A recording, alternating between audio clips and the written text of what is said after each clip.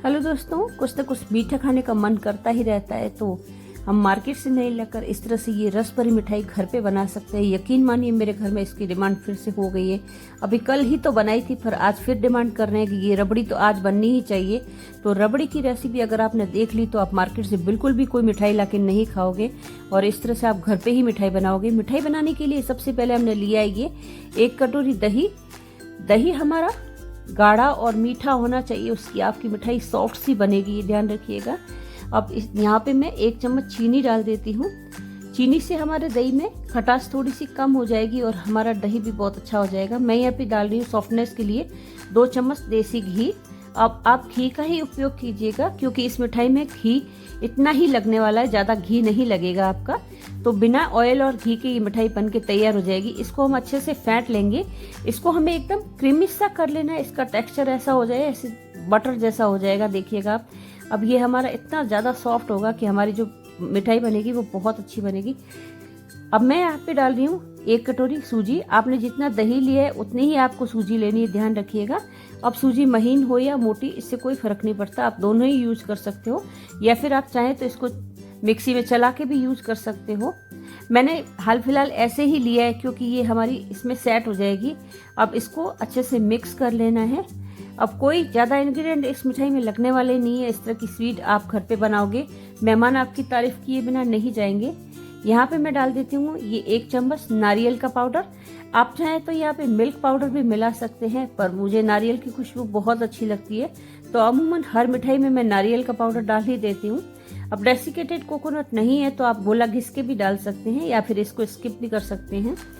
और यहाँ पे मैं रबड़ी बना रही हूँ, तो रबड़ी बनाने के लिए मैंने यहाँ पे लिया है लगभग 2 गिलास दूध। अब आप अपनी रिक्वायरमेंट के हिसाब से डाल सकते हैं। मैंने इसमें मलाई डाल दी है, घर की ताजी जो दूध के साथ में आती ही है, तो उससे ये रिचनेस इसकी बहुत अच्छी हो जाएगी। यहाँ पे हम डाल रहे हैं ये 1 कटोरी मिल्क पाउडर।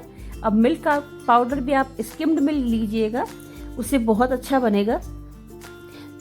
इसको हमें अच्छे से मैश करना है। अब आप विस्क की सहायता से कीजिएगा, नहीं तो लम्प्स पड़ जाएंगे। अगर आपके लम्प्स पड़ जाते हैं तो कोई टेंशन नहीं है, आप इस दूध को छान लीजिएगा, कोई दिक्कत नहीं होगी। बस आप मलाई को अलग से मत डाल, विस्कर की सहायता से इस तरह से हम मिला देंगे। अब मैं बिना चीनी के बिना बना रही हूँ इसको, तो मैंने यहाँ पे मोंग फ्रूट डाला है। आप चाहें तो यहाँ पे 2 चम्मच चीनी डाल सकते हैं। अब आपके घर में ज़्यादा मीठा पसंद नहीं करते हैं और नो शुगर वाले हैं तो आप डाल सकते हैं इस तरह से। मैंने यहाँ पे ये डाला है केसर। अब केसर नहीं है तो आप इसे कलर से भी बना सकते हैं या फिर आप चीनी को कैरेमलाइज करके मिला सकते हैं। दोनों ही तरीके आपके लिए बहुत अच्छे होंगे, पर मैंने आज इसे नो शुगर स्वीट के हिसाब से बनाया तो ये बहुत अच्छी बनी है। अब हेल्थ कॉन्शियस लोगों के लिए एकदम परफेक्ट सी मिठाई है। न तो इसमें घी है, न तेल है, न ही इसमें चीनी है, तो एकदम परफेक्ट सी बन के तैयार हो जाएगी। अब थोड़ी देर इस दूध को हम रख देंगे ताकि हमारा जो मिल्क पाउडर है वो अच्छे से बैलेंस हो जाए। मैं कुछ इलायची भी इसमें डालूंगी। इलायची को आप जब भी यूज करते हैं तो आप इस तरह से कूट के ही डालिएगा, ये ध्यान रखिएगा। बस हमें इसका छिलका नहीं डालना है ताकि खाने में दिक्कत नहीं होगी। इलायची डाल के हम इसको सीधा गैस पे चढ़ा देंगे। अब इस तरह से आप इसको चलाते रहिएगा, ये ध्यान रखिएगा। अगर आपने रबड़ी को चढ़ा के छोड़ दिया तो मिल्क पाउडर नीचे जाके जम जाएगा, वो इंस्टेंट ही जल जाएगा आपका। तो आपको जब भी रबड़ी बनानी हो मिठाई की तो आप इस तरह से बना सकते हैं। इसी बेस से आप आइसक्रीम भी बच्चों को जमा के खिला सकते हैं। मेरे हस्बैंड तो यकीन नहीं कर रहे थे कि ये रबड़ी मैंने घर पे बनाई है। उनको ऐसा लग रहा था जैसे बचपन में जो कुल्फी खाते थे हम रबड़ी मलाई वाली, वैसा ही टेस्ट आ रहा था। आप इस तरह से बना के अपने हस्बैंड या बच्चों को खिलाएंगे तो वाकई में वो यकीन नहीं करेंगे कि इस तरह से घर पे भी बनाया जा सकता है। अब आप इसको बस चलाते रहिए। केसर का जो धागा है वो गर्म होगा तो अपना कलर छोड़ता रहेगा। आप चाहें तो इसको भिगो के भी डाल सकते हैं, वैसे भी कलर अच्छा आता है, पर मैंने यहाँ पे 1 पिंच फूड कलर डाल दिया है, इससे ये और अच्छा ऑथेंटिक कलर भी देगी। अब ऑरेंज रेड डाला था मैंने, आप चाहें तो येलोइश कलर भी डाल सकते हैं, वो भी बहुत अच्छा लगता है। इस तरह से हम इसे मिला लेंगे। बस ये ध्यान रखिएगा फूड कलर बहुत कम मात्रा में डालिएगा। वैसे आप इसे स्किप भी कर सकते हैं, ओरिजिनल तरीके से भी इसे बना सकते हैं, कोई दिक्कत नहीं है। पर जो चीज़ देखने में अच्छी लगती है वो उसकी तरफ लोग अट्रैक्ट होते ही हैं, आपको पता है। अब मैं इसको चलाती जा रही थी। लगभग आपकी ये 10 मिनट में रबड़ी बन जाएगी। हम वीडियो बना रहे हैं तो मैंने थोड़ी सी स्पीड इसकी फास्ट कर दी है और कुछ ही स्टेप आपको दिखाए, तो आप देख सकते हो रबड़ी हमारी यहाँ पे गाढ़ी हो रही है। अब हमें रबड़ी वाला दूध बनाना है, हम प्रॉपर रबड़ी नहीं बनाने हैं, क्योंकि हमारी जो स्वीट बनेगी उसमें हमें रबड़ी की ही रिक्वायरमेंट रहेगी। कुछ मैं यहाँ पे ड्राई फ्रूट्स डालूंगी। मेरे हस्बैंड को ये काजू बहुत पसंद है तो मैं यहाँ पे साबुत ही डाल रही हूँ, क्योंकि उनको इनका क्रंच बहुत अच्छा लगता है। कुछ बादाम को मैंने क्रश करके डाल दिया, लगभग 8 बादाम लिए थे मैंने इसमें। अब यहाँ पे मैं कुछ पिस्ता भी डाल देती हूँ। अब ऑथेंटिक तरीके से रबड़ी कुछ इसी तरह से बनाई जाती है। अब इस तरह से ये आप देख सकते हो हमारा रबड़ी वाला दूध बन के तैयार हो गया है और ये बहुत ही ज़्यादा खाने में टेस्टी भी होगा। अगर आप इसे जमा कर भी खाते हैं तो आइसक्रीम का टेस्ट देगा, और ये अभी इस स्वीट के साथ में तो इतना बैलेंस हो जाएगा आप यकीन नहीं करेंगे। तो स्वीट बनाने के लिए मैंने यहाँ पे एक पैन में पानी चढ़ा दिया था, क्योंकि हम आज स्टीम से बना रहे हैं। जो सूजी हमने रेस्ट करने की रखी थी आप देख सकते हो ये अच्छे से गाढ़ी हो गई है, तो इसको हमें हल्का सा पतला करना पड़ेगा। तो इसके लिए मैंने जो दही लिया था उसी कटोरी में पानी डाल लिया था, वही मैं यूज करूँगी, ताकि हमारा दूसरा कोई सिस्टम इसमें नहीं आएगा। दही और पानी का मेल इसके वापस से बैलेंस कर देगा। पानी ज़्यादा नहीं डालना है, सिर्फ 2 से 3 चम्मच ही डालना है आपको पानी, नहीं तो आपका लिक्विड गीला हो जाएगा, ये ध्यान रखिएगा। जैसे आप इडली या ढोकला का बैटर बनाते हो वैसा ही कुछ क्रीमी सा बैटर बनाना, उसे थोड़ा सा पतला रखिएगा ताकि इसमें स्पंज अच्छा सा बैठ के तैयार होगा। अब आप देख सकते हो कैसा हमारा ये मिश्रण बन के तैयार हो गया। इस बैटर से ही हमारी मिठाई बनने वाली है। तो मैं यहाँ पे इसमें बेकिंग पाउडर का यूज कर रही हूँ। आप बेकिंग सोडा मत डालिएगा। कोई भी आप अगर दूध की चीज बनाते हैं खाने के लिए सूजी के साथ में, तो आप वहाँ पे बेकिंग सोडा का टेस्ट बहुत ज्यादा हाई हो जाता है। तो आप इस समय पर बेकिंग पाउडर का यूज लीजिएगा। बेकिंग पाउडर का पर्सनल कोई टेस्ट नहीं आता है, इस वजह से आपको ये बहुत सही रहेगा।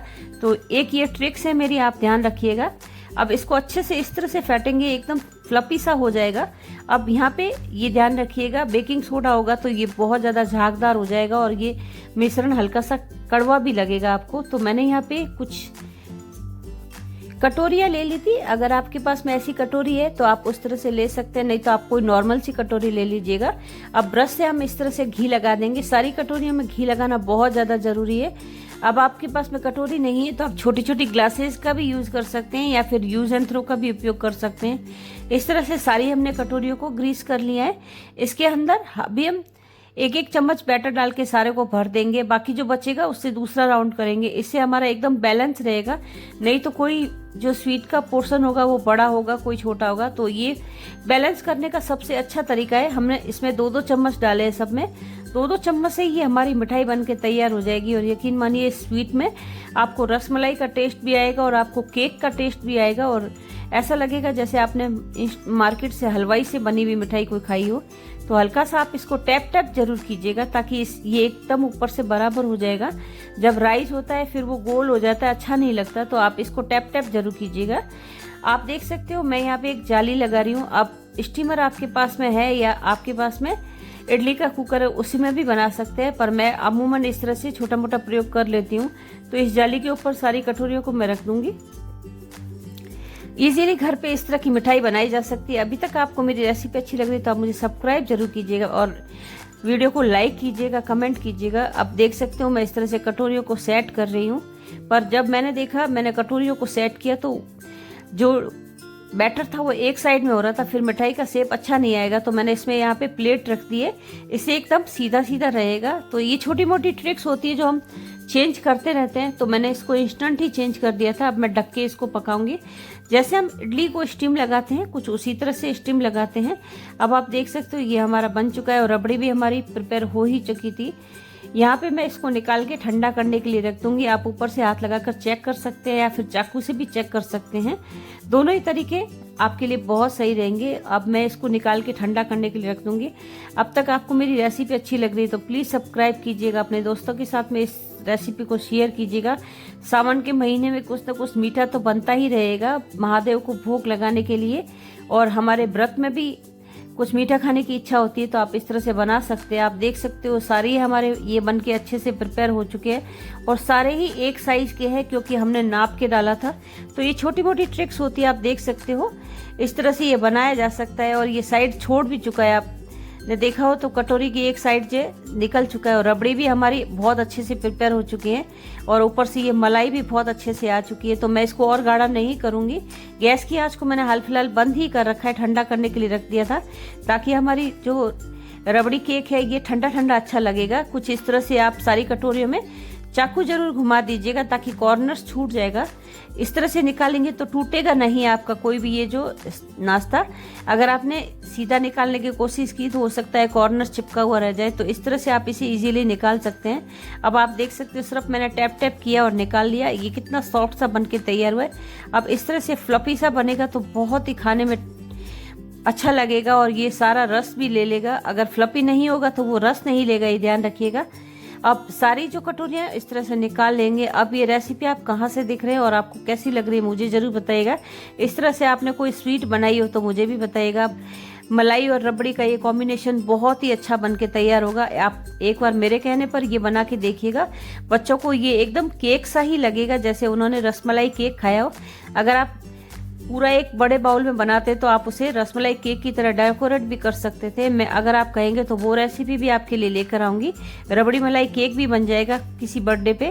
तो आप देख सकते हो हमारे सारे ये बहुत ज़्यादा सॉफ्ट बन के तैयार हुए हैं और इस तरह से आप इसे यूँ भी खा सकते हैं। अगर बच्चों को यूँ भी खिलाना चाहे तो यूँ भी खा सकते हैं और आप इसे सीधा भी खा सकते हैं और रसमलाई के साथ में भी खा सकते हैं। तो मैं इस तरह से ये जो हमने रबड़ी मलाई बनाई थी वो इसके ऊपर डाल देती हूँ और यकीन कीजिए जितना डाल रही थी ये उतना ही लेता जा रहा था।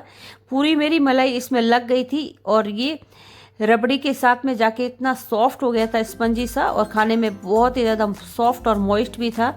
यकीन मानिए आपने इसे एक बार बनाया तो आप इसे बार बार बना के खाने वाले हो।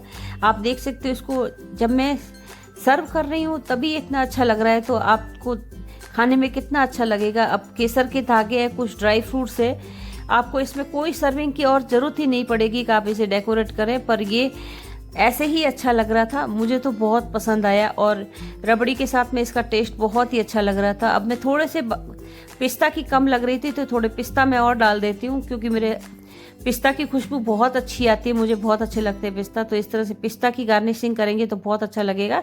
कुछ गुलाब की पत्तियों के साथ में भी आप इसे गार्निश कर सकते हैं। अगर आप नहीं है आपके पास में तो इसे स्किप भी कर सकते हैं, कोई टेंशन नहीं, क्योंकि हमने इतने सारे ड्राई फ्रूट्स अंदर वैसे ही डाले हुए हैं। और थोड़ी देर में देखिएगा आप ये जितना भी हमने यहाँ पे रबड़ी डाली है मिल्क वो सारा ख़त्म हो जाएगा और खाने में बहुत ज़्यादा टेस्टी लगेगा। आप इसे फ्रीज में ठंडा ठंडा करके खाइए, बहुत टेस्टी लगेगा।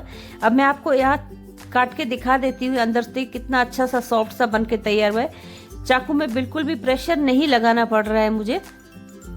और इसका अंदर से फ्लपी भी आप देख सकते हो कितना स्पंजी सा बन के तैयार हुआ है। मैं इसको दबा रही हूँ तो ये अच्छे से सेट हो रहा है और इस तरह से आप इसे सर्व कर सकते हैं। अब आप यकीन मानिए आपकी किटी में अगर आपने ये मिठाई बना ली तो बहुत अच्छी लगेगी।